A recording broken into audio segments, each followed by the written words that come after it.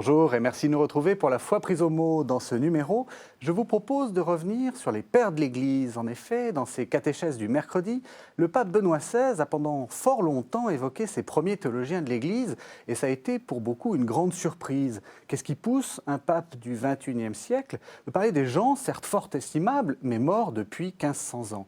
Et qu'est-ce qui pousse des foules innombrables à écouter, parfois sous la pluie, parfois dans l'éprouvante chaleur romaine, un cours sur ces grands anciens? En gros, pourquoi lire les pères de l'Église aujourd'hui? Pour répondre à cette question, deux invités. Martine Dulay, bonjour. Bonjour. Vous êtes directeur d'études émérite à l'École pratique des hautes études et vous êtes également la vice-présidente de l'Institut d'études augustiniennes. Guillaume Badi, bonjour. Bonjour. Vous êtes chargé de recherche au CNRS, à l'Institut des sources chrétiennes, et vous êtes également chargé de cours à l'Institut catholique de Paris. Alors, ce que je vous propose de faire, c'est donc de répondre à cette question. Qu'est-ce qui a poussé le pape à parler des pères de l'Église? Mais avant, je viens de parler de l'Institut des études augustiniennes. De quoi s'agit-il? Eh bien, il s'agit d'un institut qui a été fondé par les pères assomptionnistes dans les années, je ne sais plus, 1954 ou je ne sais quoi, au moment du premier... Je pense que c'est à ce moment-là, je ne me souviens plus très bien, du premier congrès augustinien pour faire des éditions commentées. Enfin, au point de départ, elles n'étaient pas commentées, c'était des traductions d'Augustin qui pourraient être entre les mains de beaucoup plus de personnes que ça n'était le cas jusque-là. Et donc, ça dure depuis très longtemps. Et l'œuvre d'Augustin étant énorme, nous sommes bien loin d'en Vous n'êtes toujours pas fini. Voilà, oh que non. Alors, j'ai parlé des pères de l'Église comme si c'était un tout. En réalité, il faut faire plusieurs distinctions. On va essayer d'abord de définir qui sont les pères de l'Église. Déjà, une question de chronologie. On peut parler de pères de l'Église à partir de quand et jusqu'à quand? Alors, du côté des Grecs, l'Orient méditerranéen, si vous voulez, on a l'habitude d'aller jusqu'à Jean Damascène, qui est mort vers 750. Du côté des Latins, c'est un peu plus compliqué. On va jusqu'à Grégoire le Grand au début du 7e siècle ou à Isidore de Séville en 636. Donc déjà, on le voit, il y a une distinction entre père grec, père latin. C'est important ces distinctions-là ou pas du tout?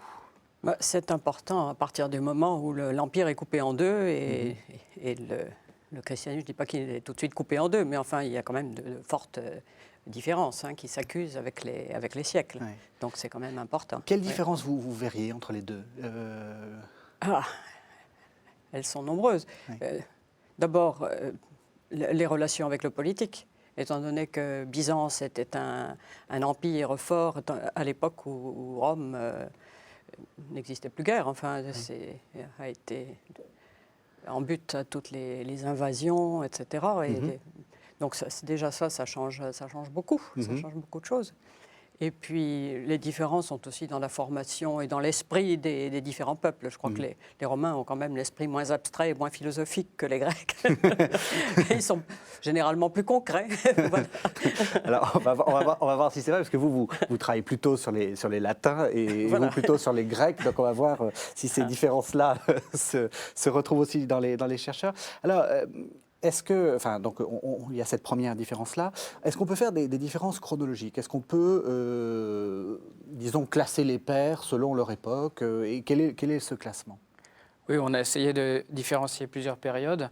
La première est celle des pères apostoliques, successeurs des apôtres ou ayant connu les apôtres dès la fin du 1er siècle, Clément de Rome, Ignace d'Antioche un peu plus tard, l'auteur d'un livre qui s'appelle Le Pasteur, qu'on appelle Hermas, différents auteurs donc, qui sont tout à fait dans la lignée des apôtres, et certains de leurs écrits ont même fait partie des premières Bibles chrétiennes. Et puis après eux, la période dite des apologistes ou des apologètes au IIe siècle, avec Justin de Rome, avec Aristide, Athénagore, Tatien, tous hommes qui ont essayé de faire l'apologie, la défense, de prendre la défense du christianisme, essentiellement face aux empereurs qui étaient tentés, parfois plus que tentés, de les persécuter. Oui, donc là, c'est plutôt des pères clandestins, enfin, de la clandestinité, on peut dire, non? Oui, c'est effectivement des des écrits de résistance, bien souvent, et leurs auteurs ont parfois connu le martyre. Ensuite, continuons. Ensuite, on continue avec ce que j'appelle moi la période des théologiens précurseurs, des grands théologiens précurseurs, 2e, 3e siècle, avec quelqu'un qu'on connaît bien en France qui s'appelle Irénée, il était à Lyon. Mais où se trouve l'Institut des sources chrétiennes. Tout à fait. Tertullien à Carthage, Origène à Alexandrie, Clément également à Alexandrie avant Origène. Voilà, ce sont les grands auteurs qui ont fondé la théologie pour ceux qui allaient venir après et qui ont fait partie de ce qu'on appelle l'âge d'or. Donc c'est la période après, au 4e et 5e siècle. On entre alors dans une période de régime constantinien. L'empereur Constantin met fin aux persécutions et le christianisme, peu à peu, devient religion d'État à la fin du IVe siècle. Et on a des auteurs très brillants qui ont produit les grands chefs-d'œuvre de la période. Citons Eusèbe de Césarée, Athanase d'Alexandrie, Grégoire de Nazianze, Grégoire de Nice, Jean Chrysostome, Basile de Césarée, pour les Grecs du IVe siècle, les Latins, Hilaire de Poitiers, Ambroise, Ambroise que je ne vais pas oublier, puis Jérôme, Augustin après lui, donc là on entre dans le 5e siècle déjà, voilà, mais on pourrait continuer encore cette liste du 4e et 5e siècle qui est longue. Justement, cette époque-là, de 4e, 5e siècle, pour vous, c'est l'époque la plus importante. Et pourquoi? Ça dépend à quel point de vue, on se place. Hein, oui. Parce que personnellement, j'aime bien l'époque antérieure parce qu'on voit se former les choses. Mais c'est vrai que c'est quand même à la fin du IVe siècle qu'on voit apparaître, pour ce qui m'intéresse le plus, ce sont les commentaires bibliques. Oui. Les grands commentaires bibliques apparaissent, bon, évidemment, il y a d'abord Origène, mais ensuite, c'est fin IVe. Et les homélies, on a énormément d'homélies à cette époque-là pour tout le monde gréco-romain, parce qu'à l'époque, il y en a partout. Enfin, on a...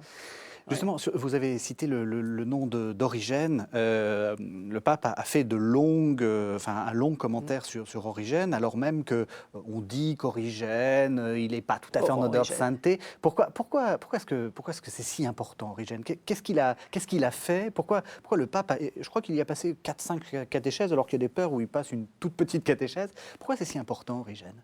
Je pense que nous pourrons répondre à deux voix, puisque mais sur le plan de la Bible, c'est le premier exégète chrétien solide, hein, je ne me trompe pas. Je ne sais pas, à moins que vous ayez des personnes antérieures à citer. Non, enfin, c'est quand même le premier commentaire, premier commentateur. Il a commenté une bonne partie de l'Ancien Testament et il a fait des commentaires des Évangiles aussi. Tout ça, c'est nouveau. Hein, donc...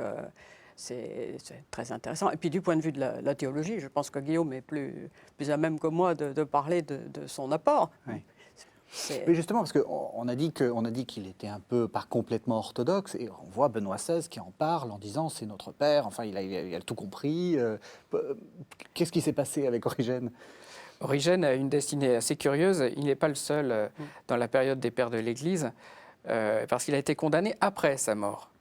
Il a été accusé au VIe siècle, alors qu'il est mort vers 253, en tant que martyr. Et il a eu effectivement des positions, on va dire, novatrices. Plus exactement, c'était une sorte de... pas un chercheur fou, mais qui aimait explorer des pistes complètement inexplorées. Son traité des principes, par exemple, ne se veut pas un traité dogmatique reflétant la tradition de l'Église. C'est plutôt des pistes. Par exemple, quand il parle de la préexistence de l'âme, voilà, c'est une piste de réflexion. Il n'affirme pas, en tant que doctrine de l'Église, cette idée-là. Et plus tard, ça a été monté en épingle, alors que de son temps, il était cité comme expert et qu'il a vraiment influencé pendant des siècles l'Église grecque aussi bien que latine. Le fait que le pape le cite actuellement, c'est quoi? C'est qu'il y a eu une réorthodoxisation d'Origène? Enfin, il est redevenu lisible?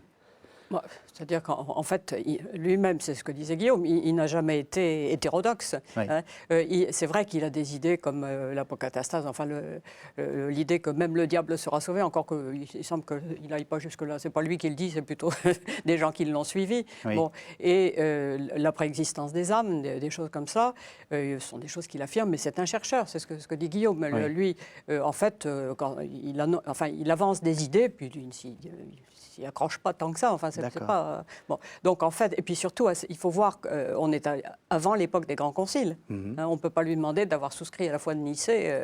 Alors c'est vrai que pour certaines choses, c'est une théologie encore un petit peu archaïque, même du point de vue de la christologie, où ça reste à la limite du subordinationnisme, hein, dans certains cas où le Fils est le Fils est Dieu, Oui. mais il est quand même subordonné au Père. D'accord, oui. Hein. Donc, mais Voilà. ça, c'est lié à la date de son... Oui, tout à fait. D'accord. À l'époque, c'est banal. Et dans Oui. certains cas, on retrouve encore ça, des choses analogues fin IVe siècle, chez d'autres auteurs. Alors, donc, on voit que les pères sont divers. Il y a des pères grecs, il y a des pères latins. On n'a pas parlé aussi, il y a quelques pères orientaux, en particulier des pères syriaques, qui ont une grande influence pour les églises, encore actuellement, l'église syriaque qui existe encore, syro-chaldéenne, l'église maronite, etc. On voit que c'est un monde très, très divers. Et j'ai envie de dire, avant de lire un père de l'église, il faut savoir à quel monde il appartient. Oui, la circulation des écrits des pères également peut témoigner de cette complexité. Je citais Irénée de Lyon. On connaît son œuvre qui était écrite en grec, on connaît essentiellement par des traductions latines. Oui. Une autre partie par une traduction en arménien. Voilà. Et il est souvent difficile aussi de savoir quelle influence a pu avoir tel auteur sur tel autre, alors qu'ils étaient distants de plusieurs siècles et qu'ils n'étaient pas du tout la même région. D'accord, d'accord. Et alors, vous, donc l'Institut des sources chrétiennes, on a fait une émission dessus, donc je pense que les gens peuvent la regarder sur ktotv.com, ils peuvent regarder un peu ce qu'on en a dit, mais vous, votre but, par rapport aux études augustiniennes, ça consiste à éditer tous ces pères, c'est ça ? Oui, dans la collection Sources chrétiennes se trouve simplement un livre d'Augustin. Alors, au départ, ça a peut-être été un peu fortuit. Et puis, peut-être que ça a du sens aujourd'hui dans la mesure où Augustin a beaucoup dominé la théologie occidentale pendant des siècles et que l'un des intérêts de la collection Sources chrétiennes est de faire découvrir toute la richesse orientale de l'Église avec les pères grecs. C'est un peu l'autre poumon, si vous voulez, de la tradition des pères. Faire découvrir les Grecs, mais aussi les Syriaques. Même les Syriaques, vous avez Aphrate, Éphrem de Nizib, vous avez des traductions dans la collection. Oui. Très intéressant d'ailleurs. Oui. Ça fait très exotique, ça, Philoxène de Maboug. Alors, ce que je vous propose, c'est, avant de passer à une deuxième partie, qu'on entende justement ces pères. Alors, j'ai choisi un petit extrait de Grégoire de Nice, d'un sermon à Évagre. On va d'abord entendre ce que dit Grégoire de Nice, et puis vous nous direz deux mots de son auteur. Imite donc toi aussi celui qui a soif, car il est dit: bienheureux ceux qui ont soif, et quand tu auras reconnu dans l'Esprit Saint la source de tous ces biens, fais ce qu'ordonne le prophète. Ouvre ta bouche et aspire l'Esprit. Ouvre large ta bouche, et celui qui possède le pouvoir des charismes l'emplira. Veux-tu savoir quels sont tous ces biens dont le Saint-Esprit est la source ? L'immortalité de l'âme, l'éternité de la vie, le royaume des cieux, une réjouissance sans limite, une joie qui n'a pas de fin. Mais quand je regarde en effet les événements présents, je considère comme peu important le dommage causé par ce qui manque.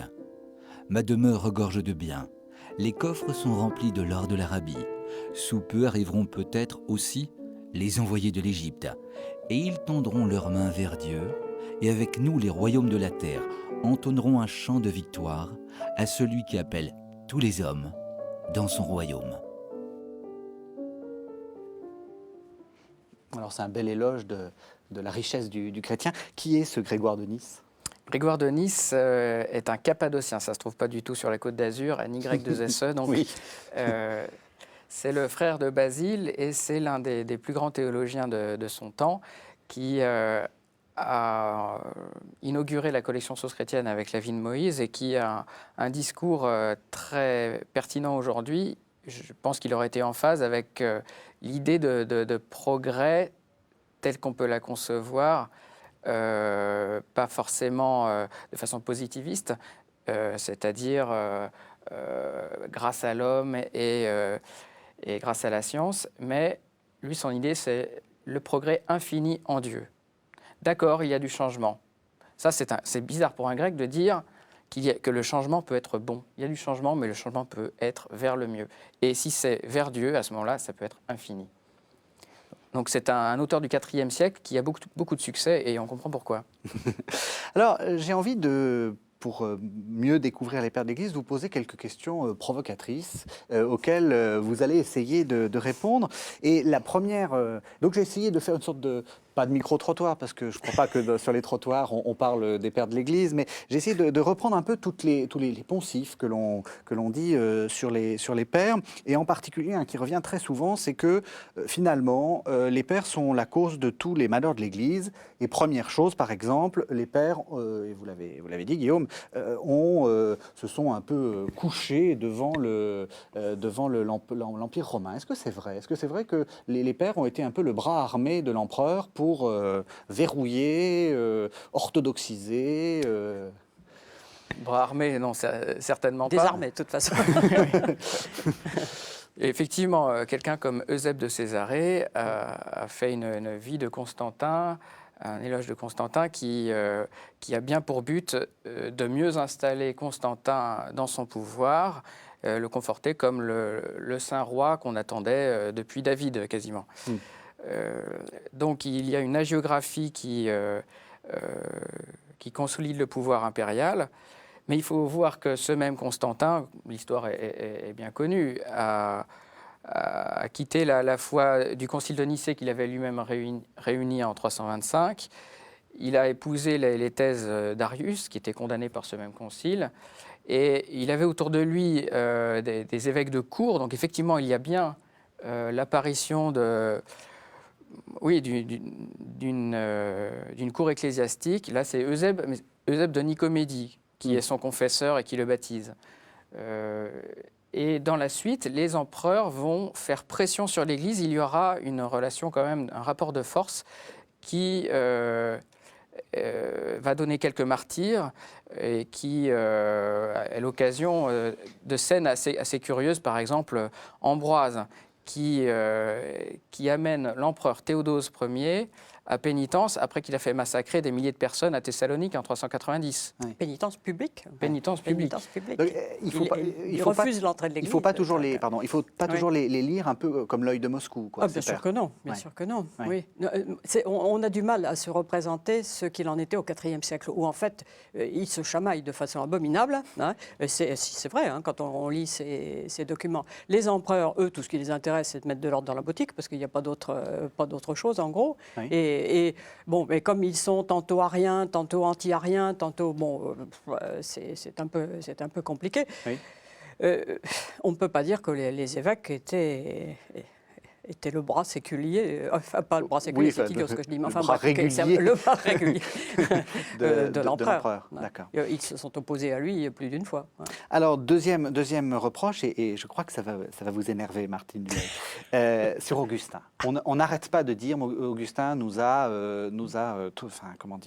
mis dedans, excusez-moi l'expression, pour des siècles avec sa fameuse théologie du péché. Et en fait, il a durci les positions de Paul. Et en gros, si on a une sorte de haine de la chair dans le christianisme, c'est à cause d'Augustin. Pauvre Augustin. Pauvre Augustin. Bon, moi, je ne le défends pas en tout, parce que dans les dernières œuvres d'Augustin, dans les œuvres antipélagiennes, oui, il y en a quelques-unes que je trouve absolument insupportables. Oui. Mais si, c'est vrai, ces œuvres, bon.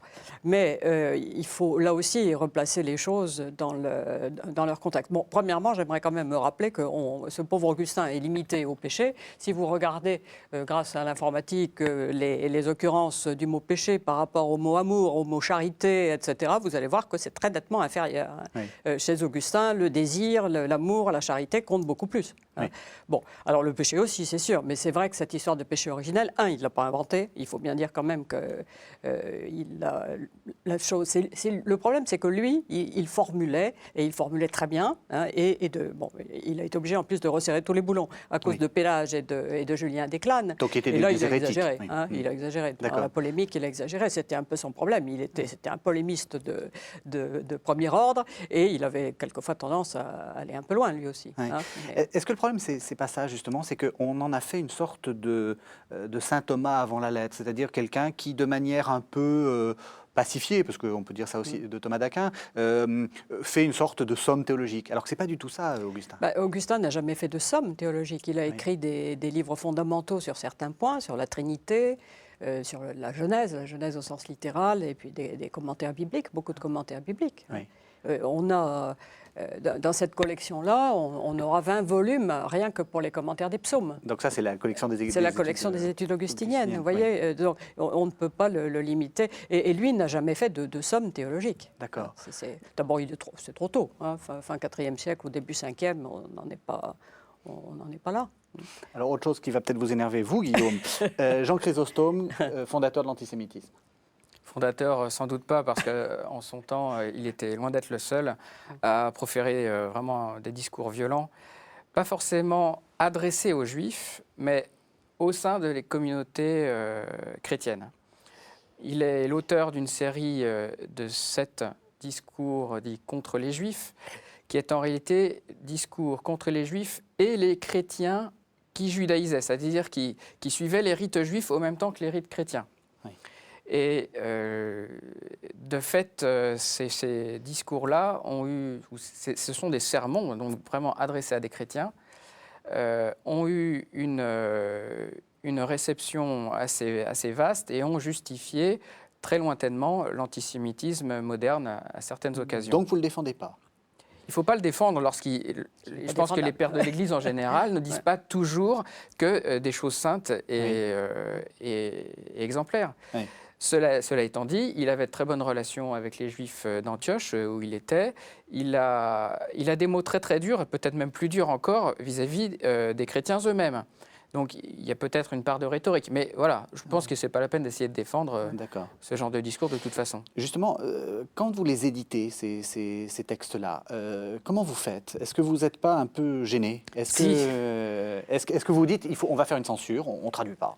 Parce qu'on se dit, c'est en grec, ça ne sera pas lu. Oui, la question se pose en ce moment même, puisque cette série de discours doit être publiée prochainement. Depuis 15 ans, des recherches ont permis de retrouver un grand morceau d'un sermon dans un monastère de Lesbos en Grèce. Et c'est une découverte du point de vue scientifique qui est majeure.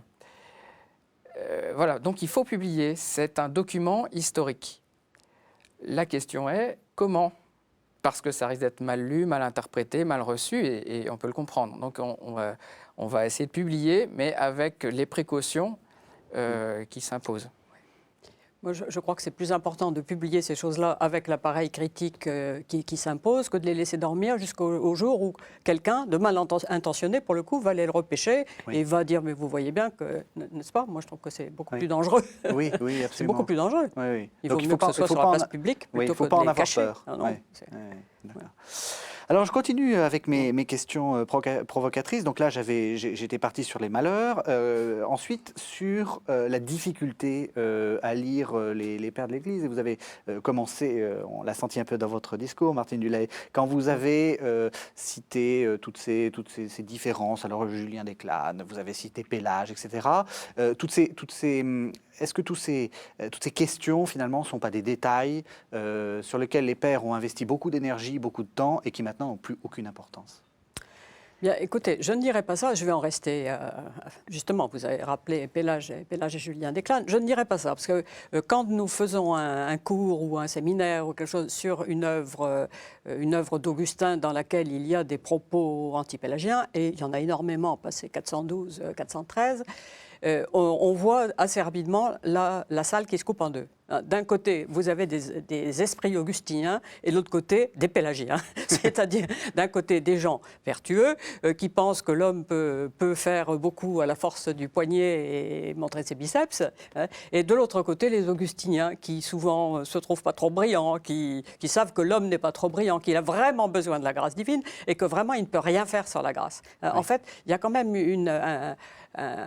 j'allais dire un feeling pour parler du bon français, hein, qui est spontanément augustinien ou pélagien, en fonction de votre expérience personnelle finalement, hein, et de votre esprit. Donc, à mon avis, ça n'est pas du tout dépassé. Ce qui est dépassé, ce sont les formes. Mais insister sur la grâce comme le fait Augustin, Augustin l'a fait pour...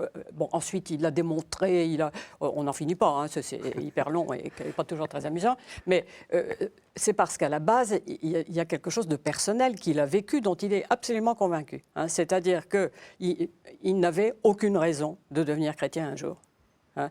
Et parce que son histoire est bien connue, il la raconte dans les Confessions.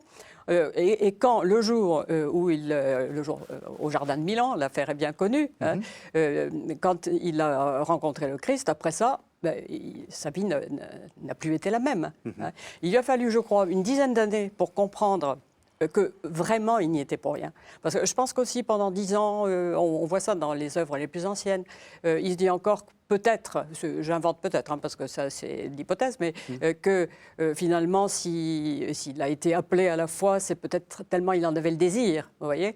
Et puis après, il dit non, c'est pas possible. Même le désir est un don de Dieu, même la foi est un don de Dieu. Ouais, il est absolument convaincu de ça. En face de Pélage, qui lui est un moine vertueux, il n'y a rien à dire, hein, il est quelqu'un de très vertueux, mais qui lui est persuadé que c'est l'homme qui fait beaucoup de choses. Bon, Augustin dit aussi, l'homme naturellement, bien sûr, qu'il fait et qu'il doit faire, mais vous voyez, enfin, à mon sens, ce sont des questions qui sont toujours vivantes. Enfin, Alors, on va voir si les latins et les grecs sont différents. Ça, on a dit là, les latins sont dans l'expérience. Donc bon, maintenant les pères grecs, toute cette théologie qui essaie de se demander si le Fils est de même nature que le Père, s'il est engendré, s'il a été créé, tout ça. Est-ce que ça a encore de l'actualité, tout ça? Il me semble que oui. Il faut voir qu'à l'époque, effectivement, c'était capital. On ne savait pas exactement s'il fallait croire en Jésus, par exemple, comme aujourd'hui on peut le dire facilement. On en parlait quand on allait chez le boulanger, quand on allait chez le tanneur. Voilà. C'est vrai, ça? Alors ça, c'est ce que raconte Grégoire de Nice, parce qu'il faut voir que certains, comme Arius, faisaient propager leurs idées grâce à des chansonnettes. Et les chansonnettes circulaient par corps de métier. Bon, et donc on a ce témoignage donc d'une popularité de ces questions qui nous semble un peu byzantine, c'est un peu le mot déjà, sur des questions de théologie assez abstraites, mais qui se retrouvent concrètement aujourd'hui. Par exemple, vous avez des gens qui ont plus une religion du Dieu désincarné, très abstrait, l'être suprême, aucun rapport avec le monde, et puis y compris dans le christianisme, et puis vous en avez d'autres qui sont plus dans l'engagement concret, et qui voient en Jésus, pas un hippie, mais quelqu'un il y a eu en disant que c'est un révolutionnaire, en disant que c'est un... Oui. Donc ça, ce sont des courants spirituels, pas seulement spirituels d'ailleurs, qui apparaissent de façon alternative encore aujourd'hui, et qui trouvent leurs racines dans les débats théologiques du IVe siècle et après. Voilà. Dieu est-il homme également? Comment est-ce qu'on peut dire ça? Dieu est-il un ou bien est-ce qu'il est trois? Voilà. Ces choses-là, en fait, ont des conséquences presque sur la vie pratique. Alors j'égrène, je continue à égrener mes poncifs, et on dit souvent que les pères traitent de réalités datées, en particulier sur la conception du monde, sur les croyances médicales, sur les miracles. Qu'est-ce que vous avez à en dire? Comment il faut traiter ces choses-là? Il fait de la provoque, je vais en faire aussi. Oui, vas-y. Quand vous entendez dans l'évangile de Luc Jésus dire que la femme courbée, elle est cette femme que Satan a liée pendant, je ne sais plus quoi, 38 ans, bon, c'est du même genre. Hein. Oui. C'est-à-dire qu'on ne peut pas demander aux gens du IVe siècle d'avoir les connaissances scientifiques qu'on a à notre époque, j'allais dire, partiellement grâce à eux, parce qu'on a parlé de ces ratiocinations des pères, c'est vrai, hein, de temps en temps ils sont quand même vraiment un peu énervants, mais est-ce que ça n'est pas ça aussi qui a contribué à forger l'esprit occidental? Discuter, raisonner, voire ratiociner, hein, toujours la logique, etc. Hein, Oui. la recherche et la logique. Oui. À mon avis, ça en fait partie. Enfin, Vous avez travaillé sur le côté, enfin c'est un livre qui s'appelle sur le Christ médecin, Thomas Turge. Cette figure de la médecine, du Christ qui soigne, qu'on a un peu abandonné actuellement, on dirait pas ça. Quel est son sens? Pourquoi est-ce que à un moment on a comparé le Christ à un médecin? ben, je pense qu'il faut. En fait, il faut remonter même au thème de l'incarnation et aux raisons de l'incarnation. Si on voit chez Augustin, Augustin va toujours nous parler de l'incarnation qui est la manifestation de la miséricorde de Dieu. Et qu'est-ce que la miséricorde? Ce qui s'attache à la misère de l'homme. Donc le Christ médecin l'est déjà dans les évangiles, hein, c'est pas une invention des pères, ça. Il soigne les bobos, les physiques et spirituelles, enfin oui. Un petit peu de tout. Hein. Oui. Et donc, je pense, pour les pères, c'était fondamental. Et on a, chez tous les pères pratiquement, hein, il y a peu de pères qui ne développent pas ces images, même chez les Grecs comme chez les Latins. Justement, ça nous pousse aussi à lire peut-être les choses de manière un peu décalée, un peu spirituelle. Enfin, de pas toujours être sur le concret, parce qu'on a souvent l'image d'une théologie presque philosophique et presque scientifique dans laquelle il n'y a pas de place à l'image, Les pères fonctionnent pas comme ça. Ils fonctionnent avec des images. Ils sont, je parle pour les latins, Oui. et pour certains grecs aussi, mais ils sont dans l'ensemble beaucoup plus concrets. Oui. Beaucoup plus concrets. Effectivement, ils utilisent toutes ces images. Bon, j'ai un peu perdu le fil, je ne sais plus ce que vous disiez avant. Si, justement, mais Oui. justement, le pouvoir des images, enfin, Oui. c'est une théologie qui est peut-être plus accessible, paradoxalement, qui nous est plus accessible actuellement, parce que parce qu'elle parle au cœur, enfin, elle est plus... Moi, il me semble, enfin, je ne peux pas parler pour les autres, mais je trouve que ce que disent les pères, bon, c'est vrai, c'est ce que disait Guillaume tout à l'heure, hein, il ne faut pas, c'est pas toujours parole d'évangile, ils ont dit des bêtises comme tout le monde, Oui. mais on trouve chez eux beaucoup d'images, d'explications imagées qui finalement restent beaucoup plus que toutes nos abstractions. Moi, j'ai dit assez souvent à mes étudiants qui m'ont entendu radoter sur le sujet que quand je lis des commentaires modernes de l'écriture, assez souvent, si je me demande 5 ans après ce qui m'en est resté, il ne me reste pas lourd. Hein. Il ne me reste pas lourd, c'est vrai. Ouais. Hein. Bon, alors c'est très intéressant, c'est très important de le faire, mais finalement, c'est de l'érudition. Les commentaires des pères, dans certains cas, on a l'impression qu'ils racontent n'importe quoi sur n'importe quoi. Oui. C'est quelquefois vrai, mais dans certains cas, même si le point de départ est bizarre, hein, le développement nous paraît tout aussi bizarre, sinon plus bizarre, c'est ça qui reste. Je peux prendre un exemple, sauf si vous êtes fatigué de m'entendre parler. Pas du tout. Parce qu'on travaillait encore lundi dernier avec des collègues là-dessus, sur un commentaire du psaume 33-34 d'Augustin. Et c'est le fameux psaume où au milieu, il y a « Goûtez et voyez comme le Seigneur est bon ». Ce texte a été utilisé très tôt, ce verset, très tôt dans la liturgie pour l'Eucharistie. Eh bien, effectivement, tout le commentaire d'Augustin va être centré sur l'Eucharistie. Tout. Alors, ça paraît bizarre parce qu'en plus, le titre commence de façon curieuse avec le rappel d'une histoire bizarre qui est arrivée à David, qui persécuté par Saül parce que il y avait l'histoire, Saül était jaloux parce que on racontait qu'il avait tué beaucoup plus d'ennemis que lui, donc il s'en va, il fuit, il se réfugie chez le roi des Philistins. Et puis là, le roi des Philistins finit par entendre dire que c'est le David qui, donc il est dangereux, etc. Et David a très peur, parce qu'il se dit, ça y est, on va me liquider. Et alors David contrefait le fou. Il vient à la porte de la ville et Augustin a un texte qui est en plus très bizarre parce que, c'est disons-le clairement, un contresens. Hein. Il y a un contresens et des faux sens et tout ce qu'on veut, mais il voit David qui arrive à la porte de la ville, qui se porte sur les mains Alors déjà, pour le traducteur, imaginez le problème. Il Oui. se porte sur ses propres mains. Bon, Oui. alors mes collègues me disent qu'est-ce qu'il faisait? Il faisait le poirier. Je dis bah, écoute, moi, Ça je doit traduis être ça. comme je peux. Ça doit être ça. Je traduis comme je peux. Oui. Bon, et il bave, il a de la salive qui lui coule, etc. Augustin, c'est quand même le genre de texte. Nous, on lit ça, on dit bon, c'est amusant, c'est rigolo, d'accord, mais c'est tout. On va pas. Lui, il bâtit tout son sermon autour de ça. Hein, il y voit une figure de l'incarnation, de la kénose, enfin de l'abaissement du Christ, qui vient chez les Philistins, c'est-à-dire les ennemis, etc., dans l'humanité, hein, qui veut sa peau, parce qu'il n'y a pas d'autre mot, hein, et qui s'abaisse, hein, parce qu'en plus, bon, il y a d'autres détails du texte qui m'échappent maintenant, mais enfin bon, qui s'abaisse, et en plus, c'est donc, il se porte sur ses propres mains, et il en revient à l'Eucharistie. Quand, et mes frères, il est impossible de se porter sur ses propres mains, mais le Seigneur s'est porté sur ses propres mains quand il a dit « Prenez et mangez, ceci est mon corps ». C'est QFD, hein. Voilà, bon.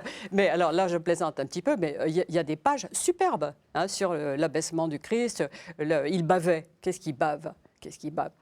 Les enfants, hein, on leur met des bavoirs, ce sont les bébés qui bavent. Hein. Et ce sont des paroles enfantines. Il dit, prenez, mangez mon corps, etc. Tous les autres trouvent que c'est complètement idiot. Voilà des paroles. Vous voyez, tout est centré là-dessus. Oui. Donc, souvent, on ne peut pas dire, ça n'a rien à voir avec un commentaire moderne, bien évidemment, mais c'est souvent très riche. Et comme l'histoire, en plus, dans bien des cas où l'image est curieuse, ça reste.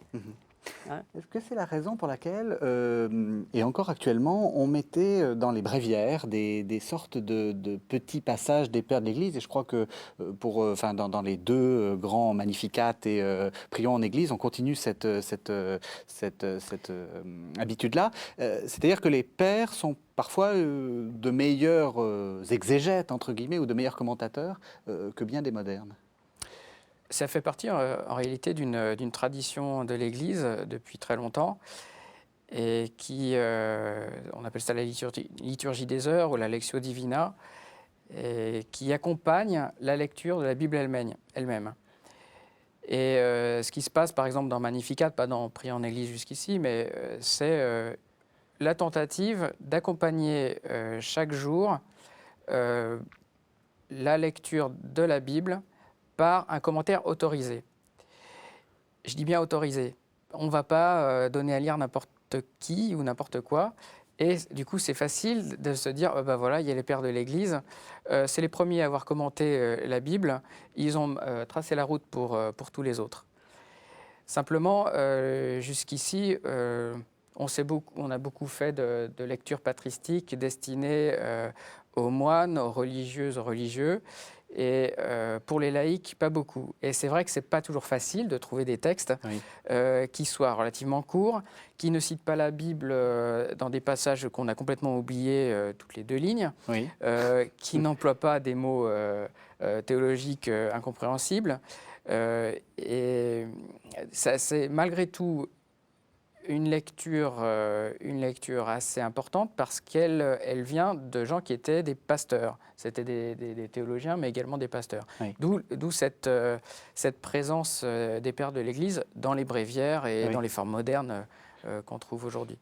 Vous êtes d'accord avec l'idée de Martine Dulaye que quelquefois, un bon commentaire, parfois un peu loin du texte par un père, est parfois plus suggestif, Ça vous est déjà arrivé, ce genre d'expérience, de vous rappeler plus du commentaire d'Augustin que du docteur, disons, actuel, qui est le grand commentateur de Matthieu ou de Marc? Oui, effectivement. J'ai toujours été frappé par parfois la capacité d'un père à lire un texte au contraire de ce qu'il veut dire. Lorsque, je crois, saint Paul, citant Isaïe, dit qu'une telle n'a pas enfanté, Grégoire de Nice va comprendre qu'elle a enfanté parce qu'elle est enfantée de façon spirituelle. Et voilà, j'ai gardé cette capacité aussi de trouver du sens à n'importe quel petit détail. Là-bas, je trouve ça extraordinaire. Ouais. Voilà, cette capacité à mettre en valeur n'importe quel petit détail. Ouais. C'est-à-dire qu'il lisait tout. Quelle est la différence principale que vous verriez avec nous, les modernes, voilà, quel est l'intérêt de lire un père de l'Église encore sur la Bible, un commentaire d'un père sur la Bible? Je crois que fondamentalement, enfin, je parle d'Augustin parce que c'est un très bon commentateur et c'était d'abord un universitaire, hein, donc il a été professeur, etc. Et dans un premier temps, parce qu'on est toujours frappé quand on fait, parce qu'avant on les traduit, mais ensuite on les commente, on les discute entre nous, etc. On est toujours frappé c'est construit de façon remarquable. C'est construit de façon remarquable. Bon, il fait un commentaire de texte, il ne laisse à passer aucun mot. Oui. Moi, je me souviens d'avoir là aussi prêché devant mes étudiants. Si vous voulez faire une bonne explication de texte, réfléchissez à tous les mots. Oui. Pourquoi l'auteur a-t-il utilisé tel mot plutôt que tel autre, etc. Augustin le fait. Augustin le fait toujours. Alors, on le fait aussi, si vous lisez des commentaires modernes, bon, on ne le fait plus avec les mêmes outils. Oui. On est équipé d'ordinateurs, de concordances, de dictionnaires. Eux étaient quand même assez peu équipés de toutes ces choses-là, c'est évident. Pour ce qui est de l'exégèse littérale, on a fait beaucoup de progrès. Oui. Et l'exégèse littérale des pères, on s'y intéresse encore quand, par exemple, c'est Jérôme, parce que Jérôme a eu connaissance de traductions qui ont maintenant disparu, d'Aquila, de Simac et je ne sais quoi, et qu'à tel passage, il dit Simac dit que. Oui. Voilà. Donc, il avait accès à d'autres textes. Voilà, les Juifs disent que, puis comme justement ce sont des choses qu'on n'a pas dans les textes, tout ça reste intéressant même pour nous. Mais pour le reste, leur exégèse littérale, elle est quand même très dépassée. Oui. Mais l'exégèse spirituelle ne l'est pas. Elle n'est pas dépassée du tout. Parce qu'il faut voir aussi, ça n'est pas peut-être ce que nous appellerions une explication de texte toujours, vous voyez. C'est presque une création aussi, parce qu'il part, c'est ce que dit Guillaume. Dans certains cas, le texte est compris de travers, pas forcément par eux, mais par leur traduction. La traduction, on voit bien, si on sait l'hébreu, on compare avec l'hébreu. En hébreu, c'était clair. C'est ambigu en grec et aussi en latin, parce que du coup, on a calqué sur le texte grec, etc. Bon, et les pères, ils partent de ce qu'ils ont sous les yeux, c'est-à-dire Augustin, son latin. Et donc, ils peuvent partir de textes qui, pour nous, sont erronés. Oui. Et qui sont, ils sont erronés, point à la ligne. Mais ce qu'ils disent peut être très intéressant sur un texte erroné. Parce qu'ils partent de quelque chose pour parler pour un point de théologie important. Vous voyez de l'art de raisonner juste sur des textes faux. Oui, tout à fait. Oui, tout à fait. Alors, je vous propose de faire une deuxième pause. Cette fois-ci, on va on va entendre lire de l'Origène, l'exhortation aux martyrs. Si donc vous êtes animé d'un ardent désir de connaître Jésus-Christ, si dans votre impatience de vous élever au-dessus de cette condition, où vous ne l'apercevez que comme dans un miroir et sous des images obscures, vous vous hâtez de suivre celui qui vous a appelé, vous le connaîtrez alors mieux que vous ne l'avez jamais connu, c'est-à-dire que vous le verrez face à face, comme des amis du Père Céleste. Car c'est par la vue qu'il se fait connaître à ses amis, et ce n'est pas seulement par des symboles énigmatiques, ni par l'intelligence des mots, des paroles, des signes ou des figures qu'il pénètre la nature des choses intelligibles, ou qu'il découvre la splendeur de la vérité. Et vous aussi, si vous ne vous éloignez point de lui, vous pénétrerez dans les cieux, vous vous élèverez au-dessus non seulement des mystères terrestres, mais encore des cieux, et de toutes les puissances célestes, car Dieu renferme en lui, comme dans un riche trésor, de plus magnifiques spectacles que n'en peut contempler aucune créature tant qu'elle reste attachée à un corps. Non, je n'en doute point, tout ce que peuvent découvrir le soleil et l'astre des nuits et l'armée des étoiles et le cœur même des saints anges, que Dieu a fait esprit et flamme, ne saurait être comparé à la grandeur, à la magnificence que Dieu récèle en lui, et qu'il nous manifestera lorsque toutes les créatures seront affranchies de cet asservissement à la corruption, pour participer à la liberté et à la gloire des enfants de Dieu.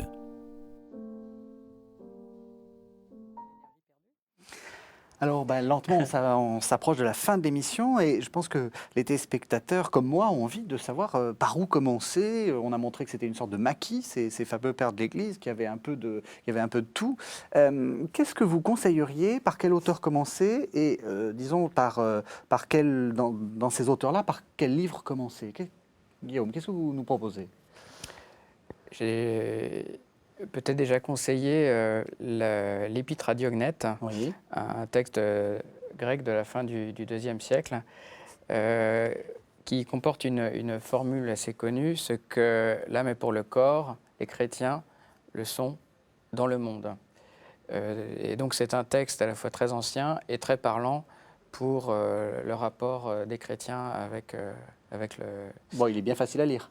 Et oui, il se lit très bien. Sinon, pour ceux qui aiment la poésie, encore un texte très ancien, les Odes dites de Salomon, transmises en syriaque. Alors là, ce sont des poèmes d'amour, c'est absolument magnifique. On va faire un peu de ping-pong. Un peu de ping-pong. Sur oui, Augustin, je serais d'accord par exemple. avec Guillaume. On trouve facilement en livre de poche, ça existe certainement encore dans 2 collections, j'ai un peu perdu, mais les Pères apostoliques en général, parce que ce sont les plus proches du Nouveau Testament, et donc ceux dans lesquels on entre le plus facilement. Et personnellement, tous les Pères apostoliques sans discernement. Le Pasteur d'Hermas, c'est intéressant, il est un peu bizarre, il est surtout un peu long, mais il y a beaucoup de richesse là-dedans. Dans Augustin, sur quoi on commence? Par quoi on commence? On dit souvent, commençons par les confessions. Vous savez, moi, avant d'arriver à Augustin, j'ai fait pendant plus de 20 ans des cours dans des jeunes communautés. Je devrais dire plutôt une, parce que c'est surtout une jeune communauté. Et j'ai toujours, on avait mis au point un système, je les ai toujours fait prendre les textes de façon chronologique. Parce que la complexification est progressive. Vous voyez, à mon sens, il est beaucoup plus facile de lire un commentaire d'Origène qu'un commentaire de Bernard de Clairvaux sur le Cantique des Cantiques, par exemple. Parce que Bernard, lui, connaît, il y a pour lui des tas de choses qui sont des évidences et qui le sont aussi pour ses auditeurs, des images, des interprétations d'images, etc., qui ne le sont plus du tout pour nous. Alors, chez les pères, on va trouver ça, mais petit à petit, progressivement. Et vous voyez, et donc, moi, je leur faisais passer beaucoup de temps sur Irénée, sur... Irénée, pas les 2 premiers livres, qui sont contre les gnostiques, qui sont difficiles et quand même pas très passionnants. Irénée, je crois qu'il est paru au Cerf, La gloire de Dieu, c'est l'homme vivant. C'est une des anthologie, voilà, oui, c'est bien qui est vraiment très utile, plus digeste aussi. Oui, parce que sinon, il faut commencer. C'est les livres 3 et 4 qui sont les plus intéressants. Oui, c'est bien, s'il y a une anthologie, ça permet d'aller plus vite. Vous n'êtes pas contre les best-of? Pardon ? Les anthologies, vous n'êtes pas contre? Moi, j'en fais tous les mois, alors je ne peux pas critiquer. C'est-à-dire que les pères, ça peut se lire par petits bouts? Si on est curieux, on aura envie de lire plus. C'est pour ça. Et de toute façon, si on donne envie de lire, ça suffit. L'anthologie, c'est fait pour ça, à mon avis. D'accord. Et après, on continue. Mais donc, de manière chronologique. Donc, vous avez dit d'abord les pères apostoliques. Alors, après, quel théologien, disons, si je veux aller vers le IIIe siècle, vous conseilleriez, par exemple, Origène? Vous avez dit... Irénée, enfin fin 2e, début 3e, Irénée, Origène, oui. C'est très riche, Origène. Puis l'œuvre est quand même abondante. Puis il y a beaucoup de choses dans la source chrétienne, donc pas faire de réclame pour la maison. Mais et puis, bon, Cyprien n'est pas sans intérêt, mais c'est plus sec et quand même plus difficile d'accès. Et qui donc, au IIIe siècle, essentiellement ces 2-là quand même, même surtout Origène. Avec quel esprit il faut les lire? Comment est-ce que vous conseilleriez à quelqu'un qui a envie de les lire de commencer? Enfin, dans quelle disposition il faut lire ça? Je pense à un ami qui est ingénieur agronome et qui un jour est tombé sur un livre de Grégoire de Nice. Lui, son esprit, il se définit lui-même comme chercheur en humanité et il se pose des tas de questions sur la vie de couple, sur la vie professionnelle, comment s'évaluer psychologiquement, etc. Et il a une approche vraiment très extérieure au père de l'Église, et pourtant, il a été captivé par Grégoire de Nice, puisque c'est lui. Voilà, donc je ne sais pas s'il faut avoir un état d'esprit particulier, ou en tout cas, on ne peut pas leur demander de répondre forcément à des questions d'actualité, en tout cas pas dans les termes qui se posent aujourd'hui. Voilà, mais on peut leur demander davantage un éclairage spirituel. Ce sont notamment les Grecs, de grands humanistes. Ils défendent, alors là peut-être plus qu'Augustin quand même, la grandeur de l'homme créé par Dieu. Et voilà, c'est une spiritualité qu'on trouve abondamment chez les pères grecs. Vous avez beaucoup travaillé, Martine Dulay, sur l'art aussi, sur le rapport entre l'art et les pères. Est-ce que l'art est un moyen de rentrer chez les pères, si j'ose dire, ou est-ce que les pères sont aussi un moyen de nous diriger vers l'art? Je crois que les deux propositions sont vraies. Oui. Ça m'a frappé du temps où j'enseignais à l'université, c'était à Nantes, c'est vieux. Je devais faire des cours c'est des modules, je ne sais plus comment on appelait ça, des bidules, comme disaient mes collègues, mais enfin bref, c'était en principe sur les premiers siècles chrétiens, à un public qui n'y connaissait pas grand-chose et qui, a priori, n'était pas très, très porté sur la chose.